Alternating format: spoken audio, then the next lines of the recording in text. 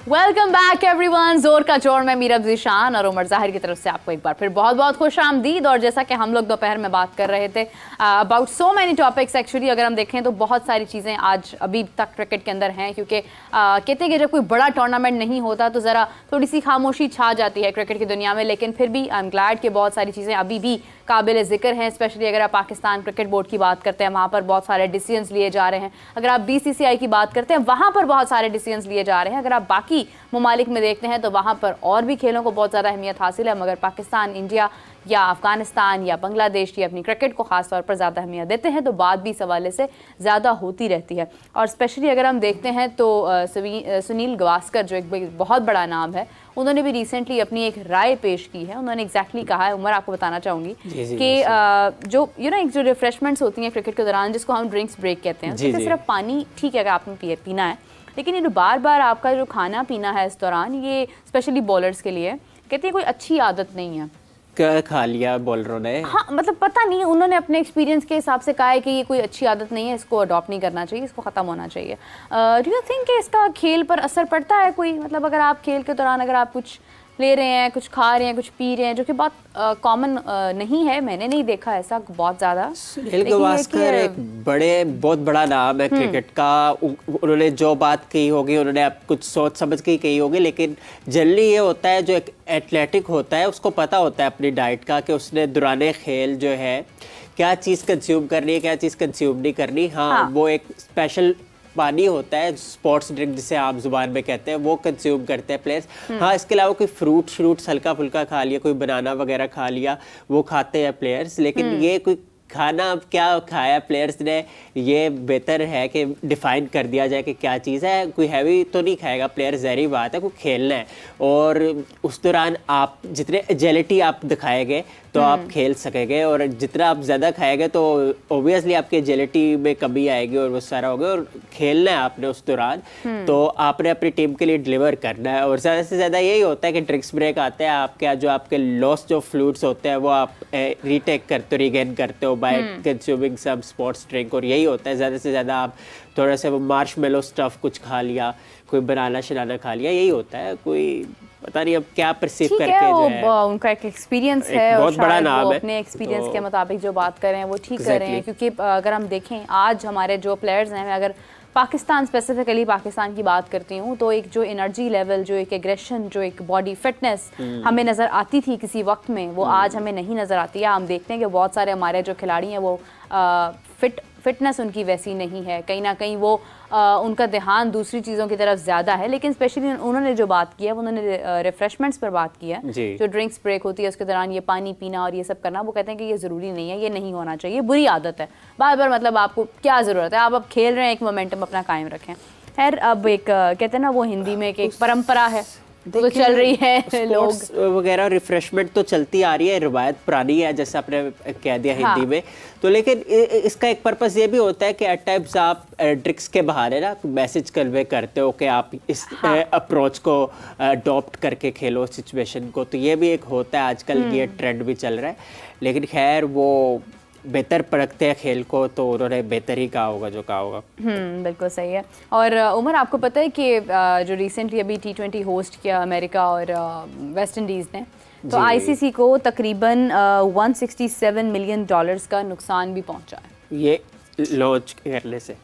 देखिए, ये ट्रिकी था, और अब इसके पीछे आई डोंट नो कि क्या हिकमत अमली थी, क्या था। लेकिन एक जो पर्पस था कि वो यूनाइटेड स्टेट्स ऑफ अमेरिका में जो है वो क्रिकेट को जो है लॉन्च करना चाहते थे, इंट्रोड्यूस करना चाहते थे। अब ये देखना, ये आने वाले वक्त ही हमें बताएगा कि कितनी कामयाबी मिलती है, क्योंकि यूनाइटेड स्टेट्स ऑफ अमेरिका कितना बड़ा मुल्क है, इतनी ज़्यादा रियासतें हैं यहाँ पे, और क्रिकेट की मकबूलियत के लिए यहाँ पे एक इवेंट मेरा नहीं ख्याल कोई रोल प्ले करेगा, एक अरसा लगता है। और जहाँ पे आप देखें कि बास्केटबॉल राज कर रही हो, बेसबॉल राज कर रही हो, और डिफरेंट स्पोर्ट्स कर रही हो, और कार रेसिंग वगैरह जैसे खेल ज़्यादा मकबूल हो, तो मुश्किल होता है यहाँ पे। क्योंकि आप ये देखें ना, लोकल्स कितने जो रियल लोकल्स हैं, चले वो जो वहाँ के जो एक्सपर्ट सेट हुए हैं वहाँ रहते हैं, वो तो आए, खेल को प्रमोट किया भी, स्पोर्ट भी किया। लेकिन अब देखना ये है कि क्या वाकई जो लोकल्स इंस्पायर हो गए क्या वो यूनाइटेड स्टेट्स ऑफ अमेरिका में आएंगे? हाँ, मान लिया कि MLC हो रही है आजकल उनकी, वो लीग क्रिकेट हो रही है और उसमें काफ़ी प्लेयर्स, काफ़ी नामी गिरामी प्लेयर्स खेल रहे हैं। स्टीव स्मिथ जैसे प्लेयर्स खेल रहे हैं वहाँ पे, और फिर हमारे पाकिस्तानी भी, और जो एक्सपर्ट सब बन गया है, हमाद आजम जैसे हो गए, फिर नुमान अनवर हो गए, ये प्लेयर सारे खेल रहे हैं वहाँ पे, सैफ बदर हो गए।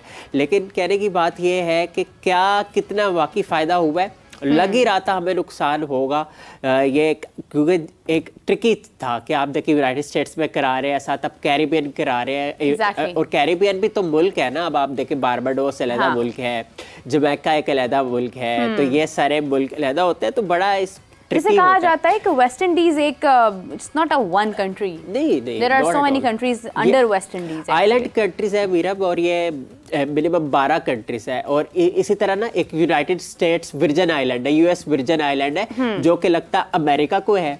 लेकिन ये हिस्टोरिकली ना जो लोग यहाँ से खेलते हैं वो वेस्ट इंडीज से खेलते हैं, मतलब जो US वर्जिन आइलैंड है बेसिकली है अमेरिका का, लेकिन हिस्टोरिकली जो है वो प्लेयर्स ने ना वेस्ट इंडीज को रिप्रेजेंट किया है। तो आप ये देखिए, अब आप देखें ना, Aaron Jones for instance, he was born in the United States of America, लेकिन पेरेंट्स जो थे उनके बारबाडोस से थे, यानी कैरिबियन से थे। तो उन्होंने अपनी जो बुनियादी घरेलू क्रिकेट है वो वहाँ से खेली। और लेकिन अब देखें बहुत हैवी वेट्स आ रहे हैं अमेरिका में, क्रिकेट में आ रहे हैं, कोरी एंडरसन वगैरह है, लेकिन बात तो क्रक्स तो वही है ना। अब जैसे PNG, पापुआ न्यू गिनी बेशक फ्लॉप हुई, युगांडा बेशक फ्लॉप हुई, लेकिन इनकी अपनी खेप तैयार है, अपने प्लेयर्स खेल रहे हैं, और ये अपनी जनरेशन को इंस्पायर करेंगे। तो कहने की बात है, ये $1 मिलियन क्वेश्चन है कि क्या अमेरिका अपने प्लेयर्स प्रोड्यूस कर पाएगा? देखे ना, इनहेबिटेंट्स एक्सपर्ट्स तो चले गए और अपना अपना जो मेटल प्रूफ कर सकते थे किया भी और कर रहे हैं, लेकिन ये कब तक चलेगा? ये लॉन्ग लास्टिंग इफेक्ट नहीं होगा, और मेरे ख्याल में ये मकबूलियत क्रिकेट ऐसा ये भी हो सकता है because America USA was hosting, so they created a team, probably हो सकता है आगे इसको कंटिन्यू ना करे, क्योंकि अमेरिका में लोग ज़्यादा क्रिकेट को पसंद मतलब देखते नहीं है इतना, लेकिन जिस तरह से उन्होंने टूर्नामेंट करवाया उसकी एक रीज़न ये भी थी कि लोगों को बताना कि क्रिकेट भी एक खेल है और उसकी क्या अहमियत है, क्या इंपॉर्टेंस है। क्योंकि आपके साथ ही जब वेस्ट इंडीज़ होता है और वेस्ट इंडीज़ में इतना ज़्यादा एक क्रिकेट को वो रिलीजन समझते हैं, वो तो एक हिस्टोरिकल है ना, बड़ी पुरानी रूट्स है क्रिकेट के, और वो तो 1920 से है रूट्स वेस्ट इंडीज़ के, कैरिबियन के, और वो एक नेचुरल उनका एक स्पार्क है। एक दो चीज़ें हैं, स्पोर्ट्स और म्यूज़िक, जो कैरिबियन में बड़ा जो है वो मकबूल है, और म्यूज़िक के भी डिफरेंट फॉर्म्स है, मतलब अपबीट किस्म के सॉन्ग्स, डांस हॉल किस्म के। आप देखें ना, आप डेवन ब्रावो है फॉर एग्जांपल, कितने मकबूल क्रिकेटर है, और अफगानिस्तान को सर्व कर रहे थे T20 वर्ल्ड कप में, और जिस तरह से वो जो है अपनी क्रिकेटिंग एबिलिटीज से तो फेम उनको मिली थी, लेकिन उसके अलावा उन्होंने 2-3 जो गाने रिलीज़ किए, बल्कि ज़्यादा ही किए, और वो एक जमैकन तड़का लगाया अपने म्यूज़िक में। Christopher Henry Gayle, Chris Gayle the great, the universe boss, cricket में जिस तरह उन्होंने क्रिकेट की खिदमत की, वेस्ट इंडीज़ की खिदमत की, यानी क्रिकेट ही की खिदमत की ना, अपने एंटरटेनमेंट प्रोवाइड की, जारहाना अप्रोच उन्होंने दिखाई, लेकिन उन्होंने भी गाने रिलीज़ किए। तो कहने की बात है, एक रिच हिस्ट्री है कैरिबियन की, स्पोर्ट्स की, क्रिकेट की और म्यूज़िक की। ब्रेन चार्ल्स लारा जैसा प्लेयर कौन प्रोड्यूस करेगा दोबारा, जिन्होंने 20,000 से ज़्यादा उनके इंटरनेशनल रन्स है, और बाकायदा वो अपने आप में एक एकेडमी है। तो ये और देखिए कितना दुख होता होगा उन लोगों को जब वो देखते होंगे कि आज हमारे प्लेयर्स में वो चीज़, वो एबिलिटी या स्पार्क नहीं है जो एक वक्त में आप कह लें कि क्रिस गेल में था। Brian Lara was definitely a biggest example, बहुत बड़ा नाम है। और आप देखें कि जब हम पाकिस्तान में देखते हैं तो हम भी इस चीज़ की तरफ कहीं ना कहीं जा रहे हैं। चाहे उसका ब्लेम आप टीम के अंदर ग्रुपिंग को दें, उसका ब्लेम आप मैनेजमेंट को दें, या उसका ब्लेम आप खिलाड़ियों मतलब players himself are responsible for that, हम नहीं जानते हैं। लेकिन फिर भी एक इम्पॉर्टेंट चीज़ ये है कि when you have legends around you and you as a player, as a young generation, as a current, when you are involve in the current playing team, और आप उसके अंदर जब परफॉर्म नहीं करते हैं तो फिर आपको अफसोस होता है। अभी क्योंकि उमर आज मैच है Pakistan India women's cricket team का, और निदा डार का जो हमने बयान सुना, उन्होंने कहा कि हम सीखते हैं इंडिया से, जिस तरह से वो खेलते हैं, और एग्रेशन ज़रूरी होती है। हमेशा से हम देखते हैं कि इंडिया के खिलाफ एग्रेशन के साथ जाया जाता है और खेला जाता है। तो मैं एक्चुअली एक तो इस चीज़ से बहुत ज़्यादा इंस्पायर्ड हूँ। एक तो डेफिनेटली बहुत अच्छी बात है। वुमेंस क्रिकेट को भी उतनी ही अहमियत हासिल होनी चाहिए जितनी कि मेंस क्रिकेट को है। उसके बाद अगर हम देखते हैं तो वुमेन क्रिकेट के अंदर निदा डार बहुत बड़ा नाम है, बहुत ज़बरदस्त प्लेयर हैं, और जैसा उन्होंने कहा बहुत डाउन टू अर्थ वर्ड्स थे उनके कि हम सीखते हैं। you are never you never like आप ये नहीं कह सकते हैं कि हमेशा से आप बस आप ही हैं, आपको सब कुछ आ चुका है, आप सब जानते हैं, because you are always in the learning process actually. So Umar, क्या आप एक्सपेक्ट कर रहे हैं? इंडिया पाकिस्तान कुछ ही देर बाद मैच भी शुरू हो जाएगा, तो वुमेंस क्रिकेट टीम है, लेकिन फिर भी what do you think India और पाकिस्तान? देखिए, as a sportsman, even as a human being, आप फेजेस टू फेजेस ना, सिचुएशन टू सिचुएशन सीखते हो, और लर्निंग प्रोसेस आपका चलता रहता है। चाहे आप कोई बहुत बड़े मास्टर क्लास क्यों ना बन जाओ अपनी डोमेन के, लेकिन आप सीखने का सिलसिला चलता रहता है। और ज़रूरी है कि अगर आप डेवलप कर रहे हो किसी भी अपने पर्टिकुलर फील्ड में, तो वो जो हम्बलनेस का जो आंसर है ना, वो आप कायम रखो, वो बड़ा ज़रूरी है। और उसी से आपकी लर्निंग चलती रहेगी। लर्निंग तो चलती रहेगी, फ्रॉम ग्रेडल टू ग्रेव आपकी चलती रहती है, प्रोसीजर है, सीधी बात है। और जहाँ तक इन्होंने कहा कि सीखते हैं इंडिया से, तो अच्छी बात है, अच्छी चीज़ है। आपको अपने हरीफ से सीखनी चाहिए, इसमें कोई बुरी बात नहीं है, आप सीखते हो। आप देखते हो ना कि अगर आपका ओपोनेंट किस महाज में आपसे बेहतर है, और आपको किस डोमेन में बेहतरी की ज़रूरत है, कहाँ पे लैप्सेस है, और जिसको ओवरकम करने की ज़रूरत है, आप सीखते हो। तो ज़बरदस्त बात है। और इंडिया और पाकिस्तान, चाहे वो ख़वातीन का मैच हो या फिर मेंस का हो, धमाकेदार मैच होता है, इनकाउंटर ऐसा होता है। हम इवन आप देख लें, जो वर्ल्ड चैम्पियनशिप ऑफ लेजेंड्स का भी रिसेंटली मैच हुआ फाइनल में, 2 के हम हार गए, लेकिन इंडिया से भी और पाकिस्तान से भी, दोनों ममालिक के लोग जो है वो मैच देख रहे थे, लुत्फ़अंदोज़ हो रहे थे, और निगाहें फोकस पूरी मैच पे थी कि क्या होगा। हाँ, हम हार गए, लेकिन ओवरऑल हम अच्छा खेले। अगर जीत जाते तो अच्छा था, नहीं जीते कोई बात नहीं, लेकिन overall through out the tournament अच्छा खेले हम यूनुस खान की क़ियादत में। और मैं समझता हूँ कि यूनुस खान बहुत बड़ा नाम है पाकिस्तान क्रिकेट का, और उन्होंने ये दोबारा दिखाया कि उनमें लीडरशिप क्वालिटी है, कि वो, अब मैंने उनको देखा है दोबारा ना, और जिस तरह से उनका फोकस रहा है throughout the tournament, as a captain भी, मेरा एज अ बैटर भी, मतलब बॉल के दीवाने वो मालूम हुए पूरे टूर्नामेंट में, कि जिस तरह से उनका फोकस रहा वो बहुत ही इम्पेकेबल रहा। और मैं समझता हूँ कि अब पाकिस्तान और इंडिया का मैच है वुमेन्स का, तो अच्छा होगा। इंडिया ऑब्वियसली टफ हरीफ रहा है, वुमेन्स टीम भी इंडिया की बहुत तगड़ी रही है हमेशा से, तो आसान नहीं होगा पाकिस्तान के लिए। और आपको पता है उमर, पाकिस्तान की जो वुमेन क्रिकेट टीम है, इसके अंदर भी एक लॉबीज हैं, क्योंकि I remember I think before T20 world cup, maybe it was even before the England series, Qadir Khawaja and I was doing the podcast, और कादिर मुझे बताते हैं कि वुमेन क्रिकेट टीम के अंदर एक लॉबी है, एक ग्रुपिंग है, और उसके अंदर एक ग्रुप एक मतलब साइड पर है, दूसरा ग्रुप दूसरी साइड पर है, और दोनों अपनी अपनी चीज़ों को लेकर सामने आते हैं, जिसकी वजह से उनके अंदर भी इत्तेफाक या इत्तेहाद नहीं है। उसी के बाद हमने सडनली देखा कि मेन क्रिकेट जो हमारी है उसके अंदर भी हमने देखा कि लॉबीज़ और ग्रुपिंग जो है वो सामने आने लग गई।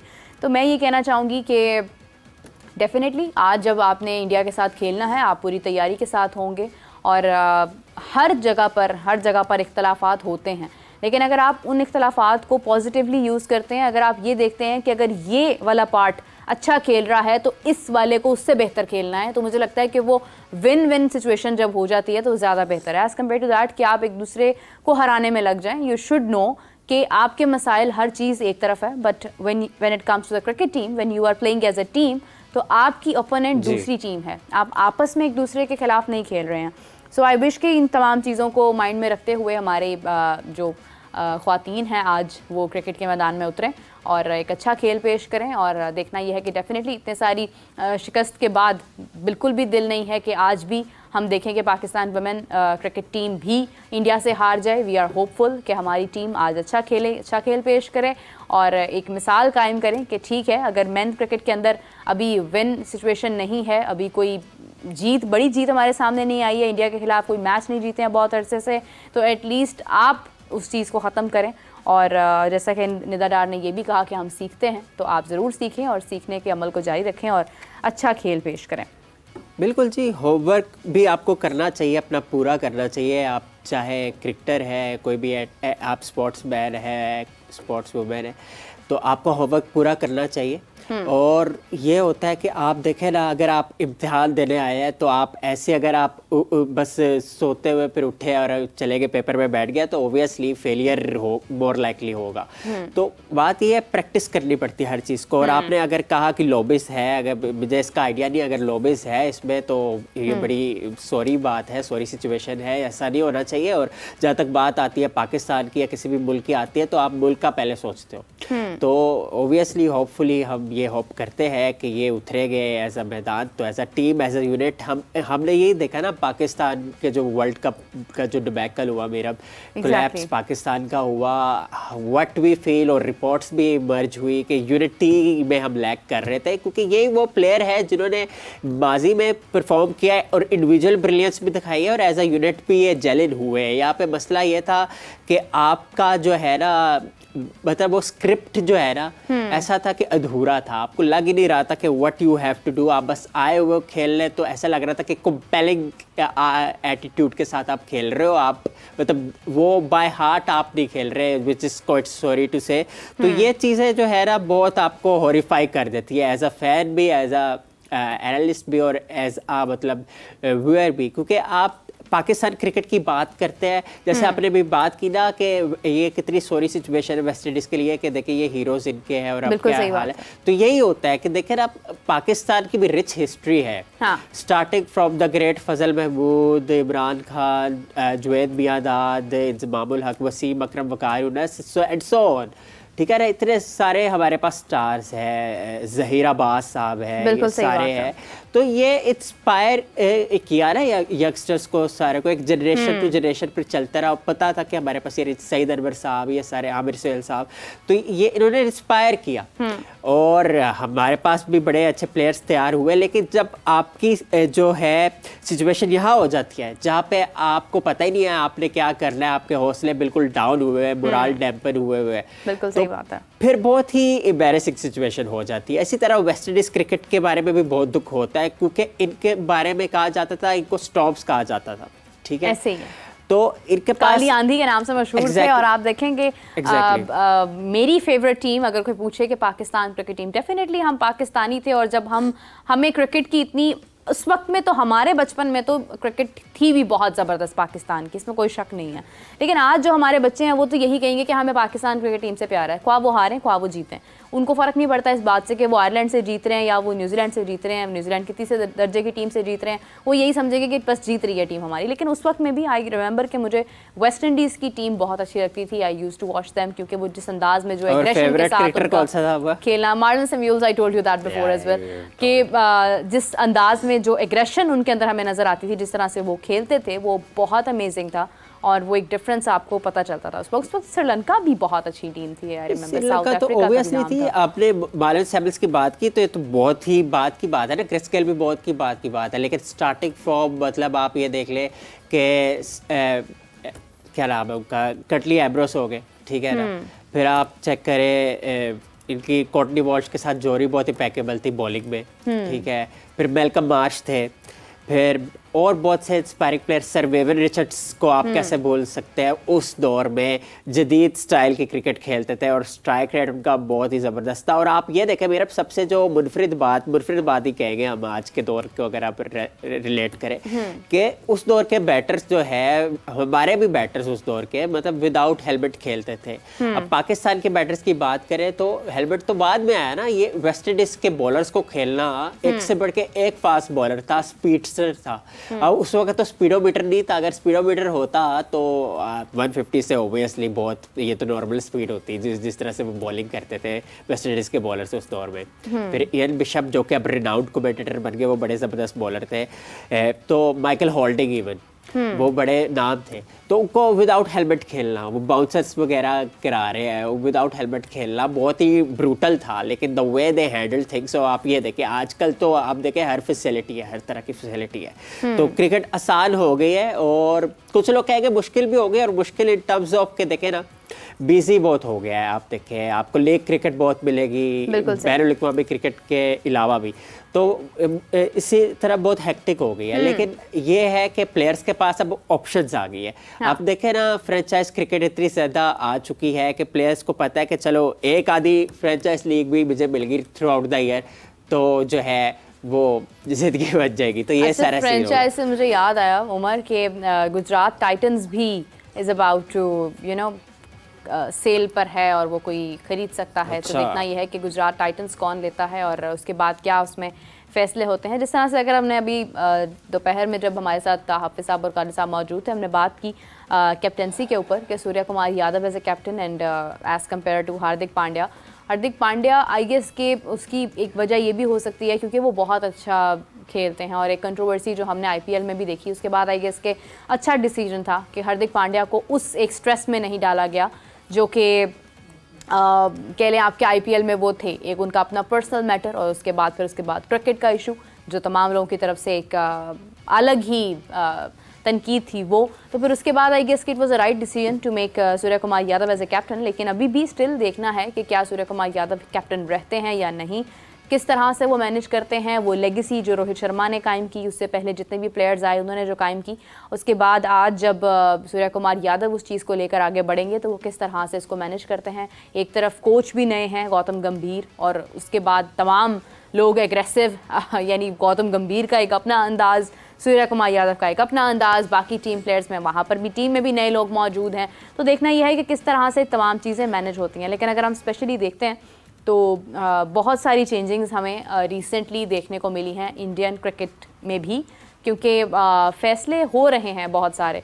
सूर्य कुमार यादव आई गेस उमर जो उन्होंने लास्ट जिस तरह से मैनेज किया था मैच को, जो उन्होंने कैच पकड़ा था वो भी बहुत अमेजिंग था। तो मैं ये नहीं कह रही हूँ कि एक कैच की वजह से वो कैप्टन बने हैं, लेकिन एक कैच की वजह से उन्होंने बहुत सारे लोगों का दिल ज़रूर जीता है और उन्होंने टीम को एक्चुअली वो पॉइंट था जहाँ पर इंडिया वापस आया अपने खेल की तरफ, जहाँ पर एक एक्सपेक्टेशन जो है वो जागी कि इंडिया मैच जीत जाएगा। तो आई गेस कि this was the another reason कि सूर्य कुमार यादव को बनाया गया, उस पर एक सपोर्ट कायम की गई और इन्हें पता था कि इतने सारे लोग उनके साथ हैं, उनको सपोर्ट कर रहे हैं। तो आई गेस कि it was the right decision, क्योंकि किसी किस्म की कंट्रोवर्सी जो है वो आई डोंट थिंक सो कि बीसीसीआई चाहता है कि कभी भी किसी टीम को लेकर हो इसके अंदर। व्हाट्स यू से उमर? देखिए, सूर्य कुमार यादव की आपने बात की, आपने हार्दिक पांड्या की बात की, तो अपनी जगह दोनों अपनी अपनी डोमेन में परफेक्ट प्लेयर्स हैं। पांड्या की अगर आप बात करें, आपने स्ट्रेस की बात की, और जो इतना अरसा पांड्या ने लगा दिया इंडियन टीम के लिए और काफ़ी अरसे से क्रिकेट खेल रहे हैं ये कॉम्पिटिटिव, तो मेरा नहीं ख्याल कि ये स्ट्रेस लेंगे। और दूसरा ये ज़रूर है कि ऐसा करते हैं कि हमें अभी ज्वाइन किया है इंडिया से राकेश राव ने, इंडियन जर्नलिस्ट हैं, उनसे जानते हैं कि क्या सिचुएशन है, क्या इंडिया अभी इस फैसले पर एग्री है जो हार्दिक पांड्या की जगह सूर्य कुमार यादव को सिलेक्ट किया गया, बीसीसीआई का ये डिसीजन, इसको कितने लोग सपोर्ट कर रहे हैं। So hello Rakesh, hope you are doing well. I'm fine and thank you so much for having me on the show. You're welcome Rakesh, it was really nice having you right now. क्योंकि अगर हम देखें, मैं बहुत देर से चाह रही थी कि मैं आपको अप्रोच कर पाऊँ, लेकिन थोड़ा सा हम लेट हो गए। हमारे पास वक्त अभी है, थोड़ी बहुत डिस्कशन हम कर सकते हैं। So we were discussing about the captaincy right now. T20 format के कैप्टन सूर्य कुमार यादव को सिलेक्ट किया गया, हार्दिक पांड्या जो कि हम सब कहते कि हार्दिक पांड्या ही नेक्स्ट कैप्टन होंगे। डू यू थिंक कि ये डिसीजन अच्छा होगा? सूर्य कुमार यादव उस लेगेसी जो रोहित शर्मा ने कायम की थी उसको आगे लेकर जा सकेंगे? देखिए, अभी ये this is a stop gap arrangement. I don't think Surya Kumar Yadav will be the first choice, क्योंकि देखिए बड़ी सीधी सी बात है, उन्होंने कभी कोई टीम लीड नहीं की है। उनके पास कोई कैप्टनसी का कोई एक्सपीरियंस नहीं है। जिस तरह हमारे कोच हैं गौतम गंभीर, जिन्हें कोई कोचिंग एक्सपीरियंस नहीं है, उन्होंने सिर्फ एक टीम को मेंटर किया है जी। राइट। जैसे रवि शास्त्री थे, कोई कोचिंग एक्सपीरियंस नहीं था, सीधे सीधे इंडियन टीम में ड्राफ्ट कर लिए गए एज अ चीफ कोच। तो ऐसा कुछ, मतलब मैं अगर ये कहूं कि क्योंकि एक्सपीरियंस नहीं था इनको और इनको कैप्टन नहीं बनना था, ऐसी बात नहीं है। हाँ। और ये टूर भी थोड़ा सा जो है अभी जो है हम एक क्योंकि हमारे पास जैसे हम कहते हैं कि प्रॉब्लम ऑफ लाइक प्लेंटी है, क्योंकि कैप्टन होना हो, ये जरूर है कि हमारे पास ऑप्शंस बहुत है। तो अभी एक सीनियोरिटी के हिसाब से, और आप ये भी देखें कि सूर्य कुमार यादव कोई यंगस्टर नहीं थे जब उन्होंने इंटरनेशनल डेब्यू किया। जी वो काफी सीजन्ड प्लेयर थे, उन्होंने फर्स्ट क्लास क्रिकेट बहुत खेली, सारे फॉर्मेट खेले, red ball, white ball, domestic में बहुत खेलने के बाद जब एक प्लेयर तैयार हो गया था, वर्चुअली टू से, कि जो प्लेयर एक पका पकाया प्लेयर जिसे कहते हैं, हाँ जी, वो था वो। तो ये कोई यंगस्टर नहीं है, he was not a youngster और a new kid on the block. तो उन्होंने क्योंकि इतनी क्रिकेट देखी है, खेली है, तो उसको एक यंग टीम दी गई है। यंग मतलब कि सीनियर्स हैं एक तरफ, बट एक टीम है which is undergoing a rebuilding process. क्योंकि 3 रेगुलर मेंबर्स अगर आपके पास नहीं है T20 में और आपको टीम लीड करें, तो ऑब्वियसली उनके रिप्लेसमेंट यंगस्टर्स ही होंगे। तो आपको एक अच्छी टीम दी जा रही है और देखेंगे कि क्या है। और आपने कहा हार्दिक पांड्या का रिप्लेसमेंट, देखिए हार्दिक को तो अभी एटलीस्ट पिछले 24 घंटे में लोगों को पता चल गया है कि he was undergoing a lot of personal stress. उनका फैमिली में जो भी चल रहा था, that is a very personal thing, so I don't want to get into that, but let us just leave him with his privacy, and I think board has taken a very concerned decision. I mean I truly appreciate this. काफी सारे decisions board के होते हैं जिससे मैं इत्तेफाक नहीं रखता, लेकिन हाँ, ये एक मुझे बहुत अच्छा लगा कि बड़ा thoughtful है कि he needs time, उसको आप अभी छोड़ दीजिए, क्योंकि he can always come back. देखिए ही इज अ रेगुलर, वो टीम में रेगुलर हैं, कोई ऐसे तो है नहीं कि वो बिल्कुल फ्रिंज में है, खेलेंगे नहीं खेलेंगे। तो अभी क्योंकि हमारे पास, हम बात करते हैं हमारी कंट्री में 35 से ज्यादा फर्स्ट क्लास टीम्स हैं, तो हर टीम में कम से कम एक ऑलराउंडर तो है ही है, कम से कम एक विकेट कीपर तो है ही है, और कम से कम 2 ओपनर्स हमारे पास रेगुलर हैं। लेकिन जब आप इंडियन टीम की कॉम्पोजिशन देखते हैं, हम लोग स्ट्रगल करते हैं कि हमारे पास एक भी ऑलराउंडर नहीं है। मतलब एक बड़ी मुश्किल से मिलता है जो कि अपने 4 ओवर डाल सके। ठीक है, ये मैं 35 फर्स्ट क्लास टीम्स की बात कर रहा हूं, जहां पे हमें एक ऑलराउंडर मिलता है इतना ढूंढने के बाद, जिसको आप कहते हैं कि इंटरनेशनल क्वालिटी है।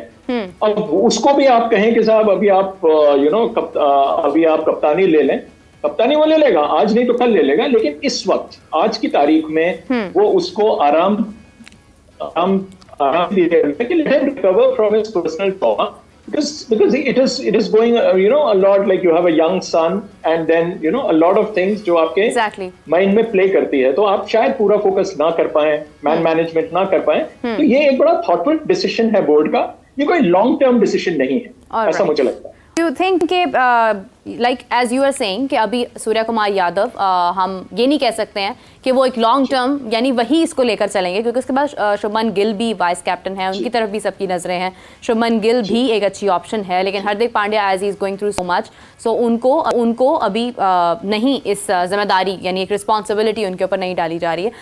राकेश जी, मैंने ये भी देखा था कि श्रेयस अय्यर का भी बहुत जिक्र होता है कि उनको भी तैयार किया जा रहा है, स्पेशली कि आने वाले वक्त में वो भी इंडियन टीम की कप्तानी कर सकते हैं, कैप्टन बन सकते हैं।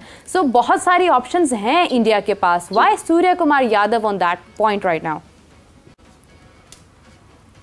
सीनियरिटी, बिकॉज आपने भी श्रेयस का नाम लिया, श्रेयस का तो अभी he is not a regular member, plus उसको तो अभी तो उसे कंसिडर भी नहीं करते हैं सीरियसली, बिकॉज उसको इतने ऑप्शन दे दिए गए हैं, मतलब उसको इतने अपॉर्चुनिटीज दे दी गई थी एंड उनके रिजल्ट्स कोई इतने खास नहीं थे, तो उसको मेरे ख्याल मैच के लिए रखा जाएगा। रेड बॉल के लिए तो है, स्टिल अंडर कंसिडरेशन।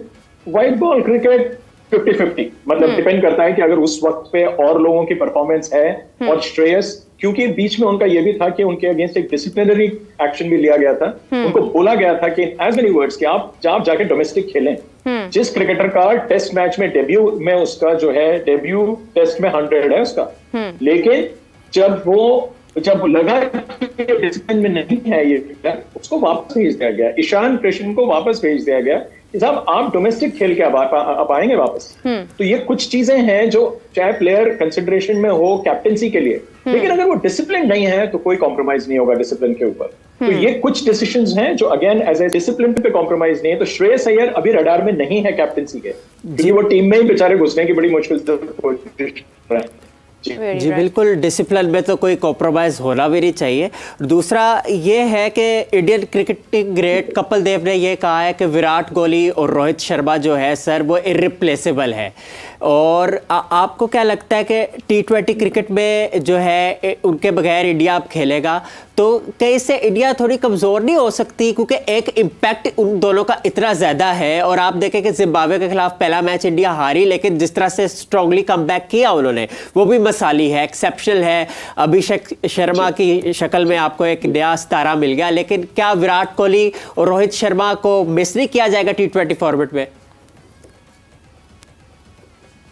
थोड़े वक्त के लिए देखिए, कोई इरिप्लेसेबल नहीं है जी, कोई भी इंडिस्पेंसिबल नहीं है। यकीन मानिए, आपके भी क्रिकेटर्स थे, एक से एक क्रिकेटर्स पहले थे, वो सब चले गए, कोई ना कोई आया ना।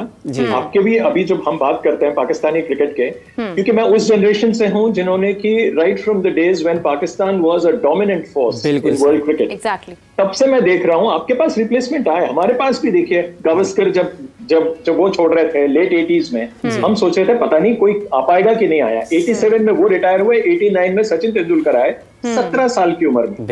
2013 में वो चले गए, तब तक विराट कोहली मैच्योर हो गए, तब तक वो रेडी हो गए।